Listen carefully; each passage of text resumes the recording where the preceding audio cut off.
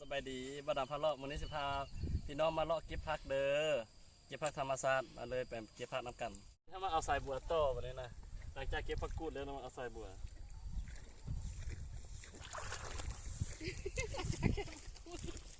หาซื้อมาเลยบัวงามงามเอาดอกใดยันนี่ดำลง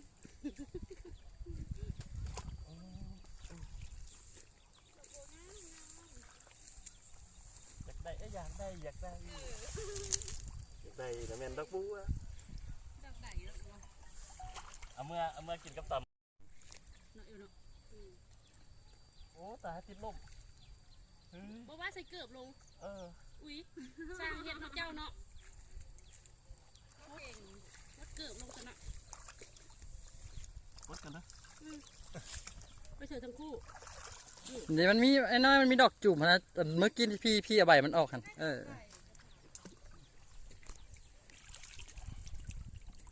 ดอกบานเด็กดอกหนึ่ง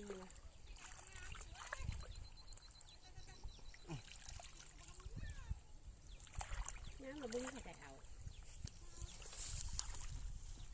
เนี่ยจะไปใส่แล้วก็ไปวังๆเนาะ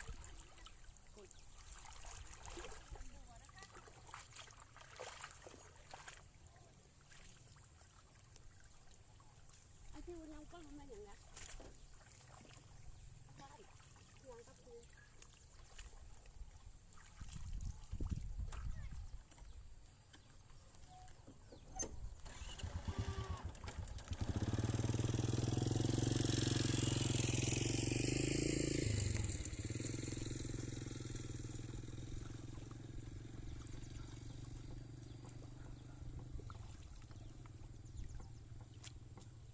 งามเยอะใหญ่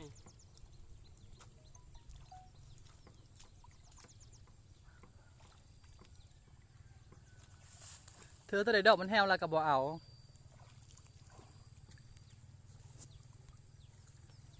อันนี้ยังบ่ทันบาทซ้ำปลาหอยก็มี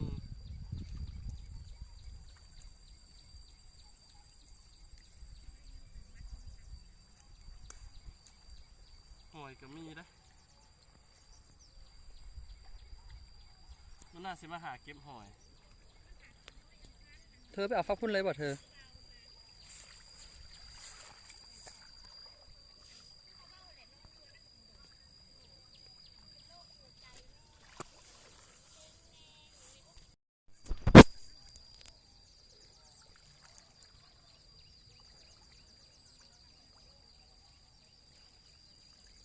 พอก้อนลายละ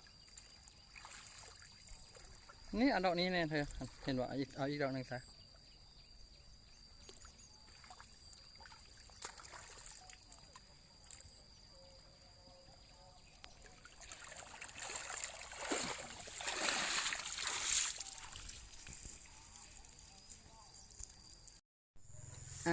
เขาที่ไปเก็บผักเกษตรกันต่อเลยเนาะคลิปนี้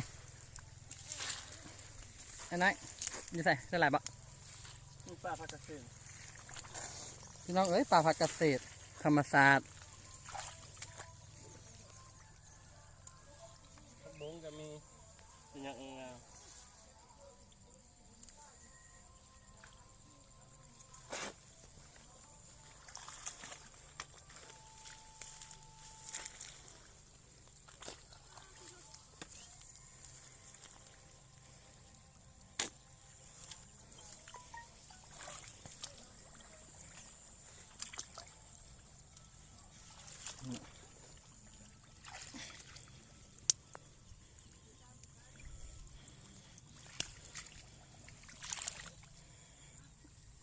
เก็บอัตยอดอ่อนมันเลยตัวนี้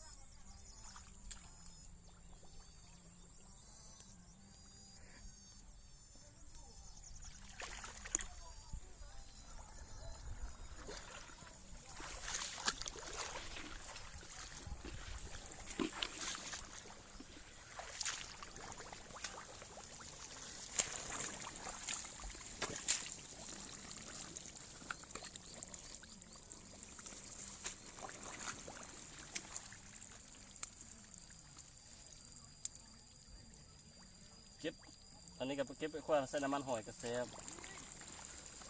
ตำมะฮุ่งโดยผักกูดหวาแล้วจะนำไปเก็บน้ำ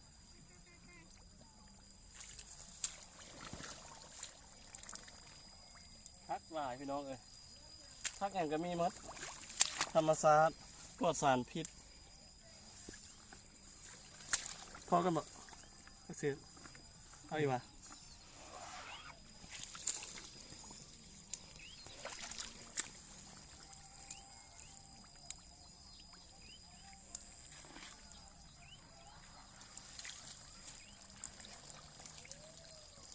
ไปเทศเกษตรพอเราไปเก็บผักกูดเธอ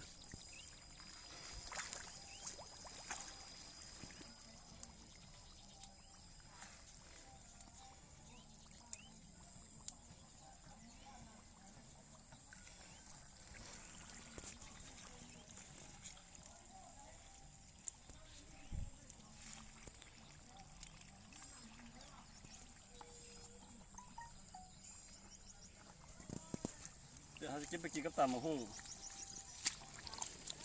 น้ำพี่น้องอยู่ในน้ำยังมีปอดโอบอยู่นะเป็นปอดโอบขาวๆเดี๋ยวนี้จะอ่อน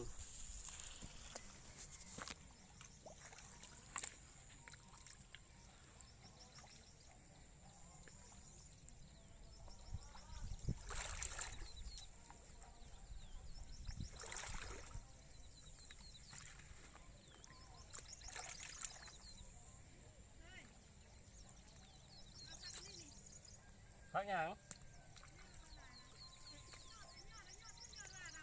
ผักกูดบ่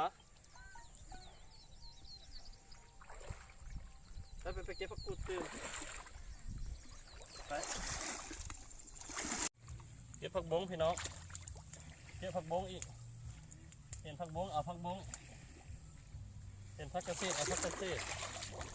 เป็นผักกูดเอาผักกูดนี่แต่ยังงามๆผักบงขาวธรรมศาสตร์ปลอดสารพิษเอาเมื่อละล้างน้ำเกลือดีๆนี่ก็ตัดมังหุ่ง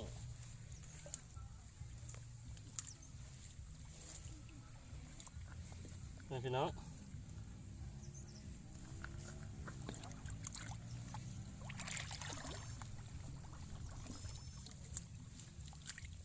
ยอดยืดน้ำ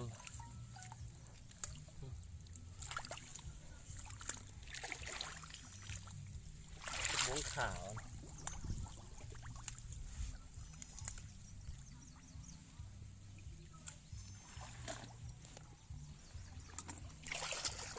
คลิปนี้ก็ลาสำนี้เด้อพี่น้องเด้อฝากกดติดตามกดไลค์กดแชร์เป็นกำลังใจ2 บาทดำพาเลาะหน่อยเด้อ